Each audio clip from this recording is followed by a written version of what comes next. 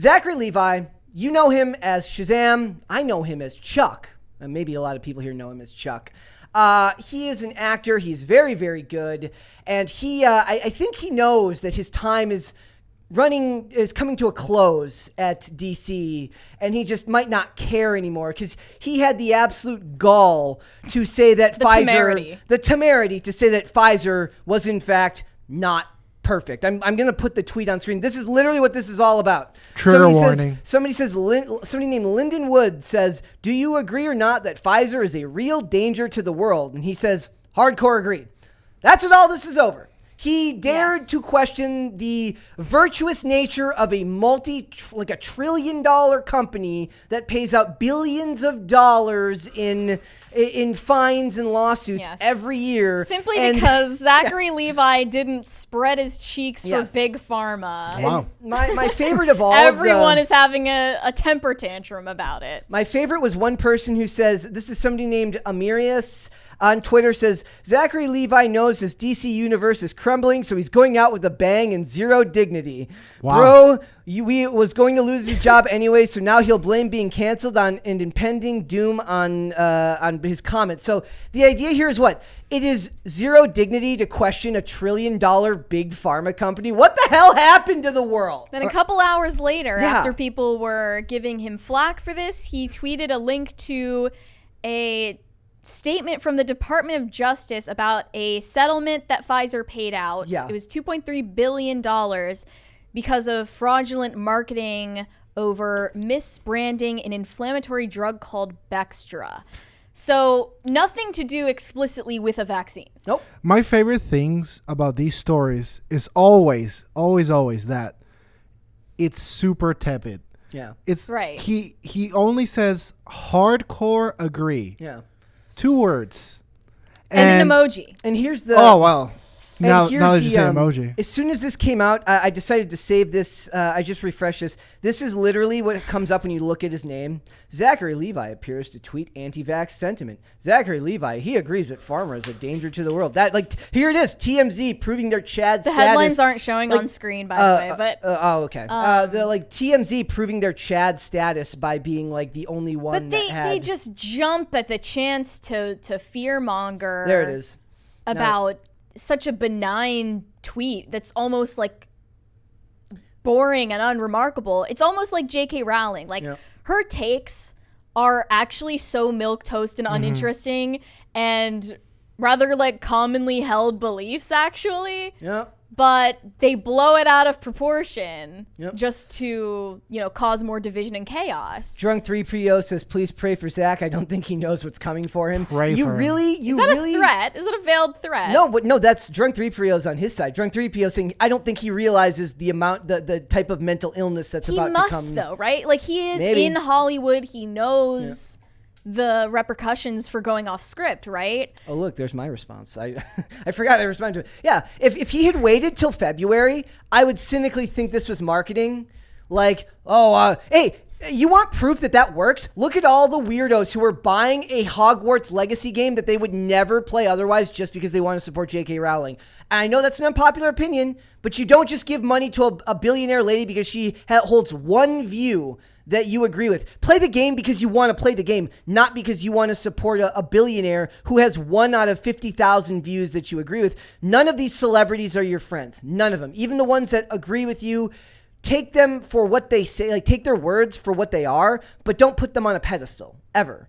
And if he had waited till February, I would have thought they were oh man, we really need to put some advertising into the Shazam movie. What's the best way we can do that? We can say that he's for the normie fans, like The Rock is for the fans. I might come off as extremely cynical, almost to the point of being evil for saying this, but right after he posts these things, he goes to Instagram and announces that his father has died of cancer. That was my other thought, was that maybe one of it is it's possible that he's he lost his dad and he's over it right now. He's over censoring himself. Right. He's going through emotional trauma. But also, is this to follow up his controversial posts with something that is not controversial, which is sympathy for his grief?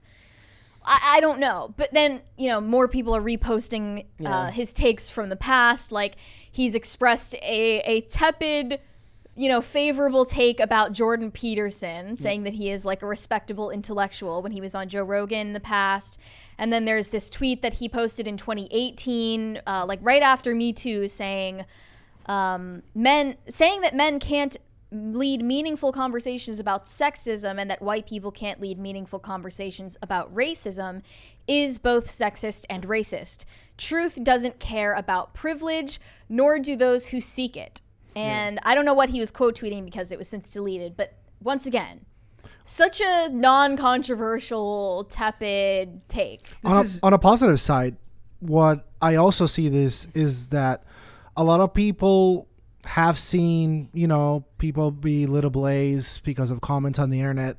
And perhaps they realize that the worst of it is already on the back burner. Yeah. And you honestly don't have to fear these losers that much. No, he's also a Christian, so they hate him anyways. Yeah, he's off to a negative start because he's a Christian. Well, he also just seems like such a no offense, but like such a chuggy. No, dude. What's chuggy? He's a lovable, awesome dude. That's what I mean is that he is chuggy because he's a wholesome person who doesn't seem chronically online, chronically cynical and nihilistic to the point where he would post something controversial just for the sake of riling people up. I think he's posting these things because they genuinely resonate with him, and otherwise on social media he is not a net negative force. So here we're posts just like random memes and positivity. I also saw that he posted on his Instagram story like some quote from St. Thomas Aquinas, and I was like, He was the one in that the faith-based film about Kurt Warner. That was him who played Kurt Warner. What was this called? I forget the name of the movie. But it was about Kurt Warner, who's who's very religious in his success in football. Here's some more comments from some absolutely just really, really well-balanced people mentally. This person says, mind you, this man believes in reverse racism and has supported people who are anti-everything minority and made fun of an abuse survivor. He's talking about Amber Heard. What? Never seen someone so determined to be jobless in my entire life. They're talking about his comments about he made fun of Amber Heard. It's absolutely insane that they are claiming he's like desperate to be jobless when the more likely scenario is that he's already been dumped from the DC EU by James Gunn's new plans to reboot everything or recast everyone.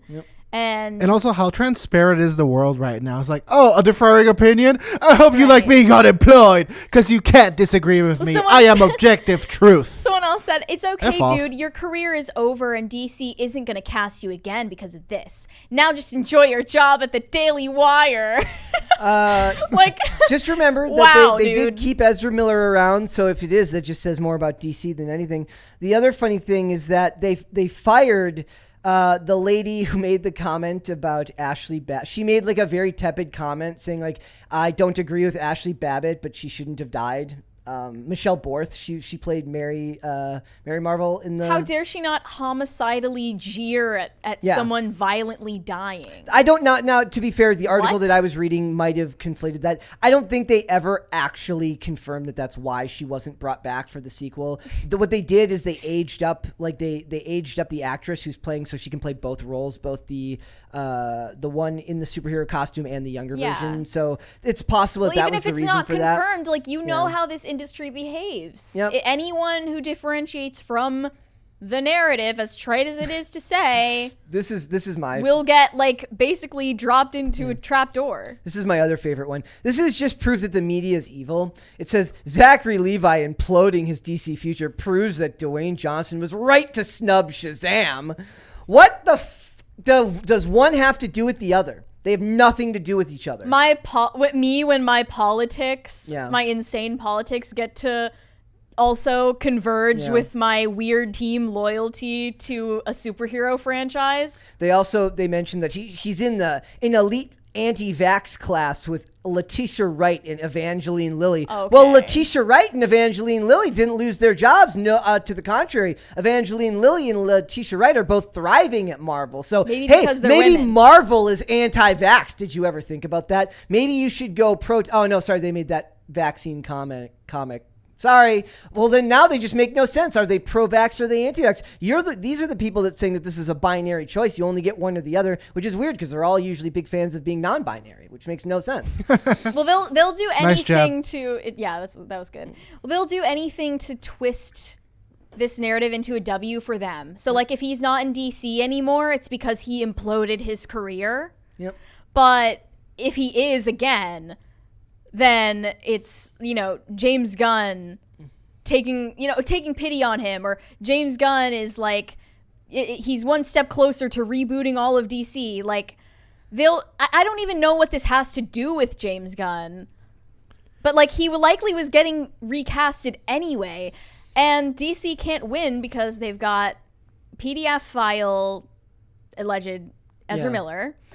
People are mad at Gal Gadot because she supports Israel. I have this one as well. This one's great. It says anti-vax Shazam, Zionist Diana, Ben Affleck, Right. incel Clark, and worldwide criminal Flash. I knew they were going to be mad at Gal Gadot for being pro-Israel. Yes, it says DC can't catch a break. And then my favorite comment was somebody just goes, I love how Ben Affleck's crime is just existing. Like everybody else, they give a reason. Ben Affleck's just Ben 'Cause he's a Affleck. straight white male. I knew Dane would love that. I mean, he made the worst Batman ever. Clooney. It was Clooney. It was Clooney. Okay, we agree. I mean, you're wrong either way. So What do you mean? It's not surrendered Clooney? so quickly. No, you're wrong. Even if you think it's the second worst. So to be fair, Okay, it's interesting. It's Do these people not know that these actors and actresses are people, and like most of them probably privately hold opinions that they would find abhorrent? Yeah, that's my favorite part. Is like the world has not changed that much, and most of the time, these people believe the same things you do. They just understand that they're more professionally industrious than the average person, and they keep it to themselves because you, me, or someone else may have decided that your morals or your values are more important to you than taking just an absolute truckload of money. But these people, most of the time, take the truckload of money. And if I'm being fair, am I supposed to hate on them for keeping quiet so that they can make their money? I don't really care. And that's what's the most interesting and revealing about this worldview in particular. About 75% of the people that hold this view, fake hold this view, and they're only coerced to having this opinion under the threat of being fired, violence, and insert other negative impacts on your life. So, interesting. So, some of your most vocal advocates don't believe it, and they're only doing it at threat of fear. Yeah. And somehow you are the moral authority of the universe as we go on. That's them believing that the end justifies the means, and that their anger is a righteous anger, which gives them permission to behave abhorrently. Well, all I can say is I hope a lot of you are historians if you hold this worldview, because you're going to have to do some really interesting work. There it was. To sell it. Thank you. For me, for stuff like this, like never take them at their word. Like for the celebrities, like I don't really trust anything any of them say. I can only judge them based on the behavior, their past behavior. From what I see, Zachary Levi seems to be a stand-up dude, but I caution against people supporting people just because they agree with like one or two things that they agree on. Because, like you said, you're only seeing the front-facing side of who they are here, anyways. You're not going to get the full picture of who they are. I mean, this kind of happened. We talked about Chris Pratt last week, where I was just talking about, look, he can't win. He walked back his original walk back statement on being religious. So he walked back his walk back, but very few other people are required to constantly justify themselves. So can I really hate the dude for just finally being like, look, I want to be left alone? I think it takes a certain level of sanity and level-headedness to be on a show like Joe Rogan's, right? Like if you're in Hollywood, I know this is a low bar and I hate that this is the benchmark that we're using, but like Joe Rogan is so hated by so many like establishment people in that industry that it does take a certain level of like nuance to accept an invitation to that show, to praise someone like Jordan Peterson, who in a lot of ways is like partisan. I wonder if they don't know. Like Jordan Peterson's an interesting litmus test where I see a lot of people who are not culture war people that will see reels of him talking and post it because it looks like common, it is common sense and it's very, very sane logic. I mean, not just logic though. And anytime one of my friends who I know is not privy to what's going on right now, I just imagine their inbox. It's not just logic though. I think it's actually primarily emotion that causes people to have a more favorable view of Jordan Peterson. Is not, if it were logic, then they would like Ben Shapiro, right? They like Jordan Peterson because of his delivery, his sincerity, and yes, like his emotional vulnerability. And I think that's why maybe someone like Zachary Levi, who seems to really embrace like this message of radical love and like radical acceptance and tolerance. I heard Kanye and preaching something like similar intellectual on Alex Jones. Openness. I think that is why it would resonate with him. But emotional vulnerability, that's a hard word for me, is only something that's come in the forefront of him as a recent. But originally, he was the structure and order person. Yep. And I agree that he's kind of the perfect figure to understand where people are coming from, because there's a type of person that actually knows what he said, and some have even read what he's written, and you're like, oh, okay, literally the least offensive, practically age-old advice to help young men progress through life. And there's other people that have taken this one line from an interview and have made this his entire identity, and made it also their life goal to drive this poor guy miserable because of something he didn't mean and something that you're purposely unaware of. And so it really is a great test, because then you see people's like, oh, I see. You're the kind of person that just spouts off opinions that you downloaded from someone else. Interesting. Downloaded, quite literally, because NPCs waiting for the next software update. I want to look at this response one more time. I just want you to really contemplate the stupidity of the age we live in when he makes a comment where you don't trust a zillion-dollar company that literally pays out billions of dollars in fines, and people are acting as if it's going to be a PR nightmare, because Right. it is going to be a PR nightmare. Because somewhere, I watched a great video last week called The Birth of Woke Capitalism, and they talk about how woke capitalism was born out of the 2008 financial crisis, and corporations had to put a pretty face on a very serious problem that they had created. And at the forefront of this were banks and pharmaceutical companies, and that's where we're at now. They are so good at their job of marketing that they've turned an entire population from being against them to shilling for them against this one poor dude who just made one single comment. And the first thing I thought of was the only way that you can get through something like this is if you're like a Candace Cameron Bure or a Zachary Levi. If you're religious, you won't have the mental fortitude a lot of the time to put up with all this unless you feel like you have a higher calling. By the way, I say that as somebody who's agnostic. I'm saying that, like, to go to war with the entirety of the medical industrial complex, Hollywood, and Twitter, you kind of have to be a little nuts or have a higher calling. It's presumptuous to think that's even what he was trying to do, because it's really not even a post about a vaccine or, anyone's opinion about its effects. Yep. He was talking about the company, Pfizer, and he referred to an example that had nothing to do with that vaccine. I don't believe that he's that vague that he doesn't know that that's how it will be taken. Maybe he knows that's how it will be taken, but you don't have control over how other people interpret your statements. You only have control over what you say. Yep. And he never said anything about the vaccine. But he's been in Hollywood for 20 years. He knows that there's little attention paid to what you actually mean and more attention paid to what the narrative will be shaped around your comments. Those are the sides, by the way. The sides are nuance versus we'll do whatever the hell we want.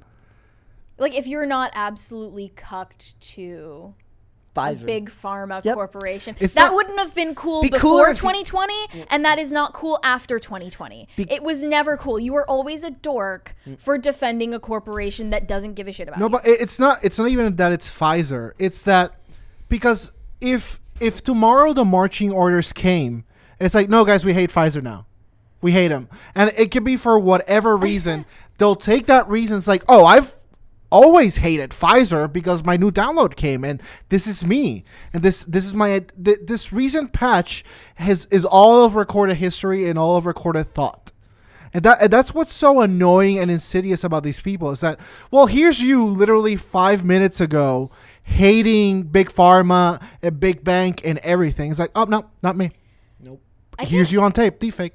What do you guys think the Shazam 2 marketing PR team is thinking right now? This will blow over. Yeah, I mean, I think this will blow over. Do you think they're going to give him a talking to? Probably. the best advice for these things is, first off, to never respond the same day. Never. Nope. Honestly, don't even respond the same week is my advice, but absolutely don't respond the same day that you don't want to anyone. Let it fizzle over, and then, do what you got to do. The less he says, the less ammunition he gives them. I mean, Yeah. I wonder how much control they have over his social media presence and like what he posts. Probably a lot. Because he's kept these posts up. Yep. They can't make him delete them, I assume. Thanks for watching. Listen to full episodes of Pop Culture Crisis on Spotify. Keep up with us on social media and make sure you subscribe and ring that bell so you never miss the show. Bye, guys.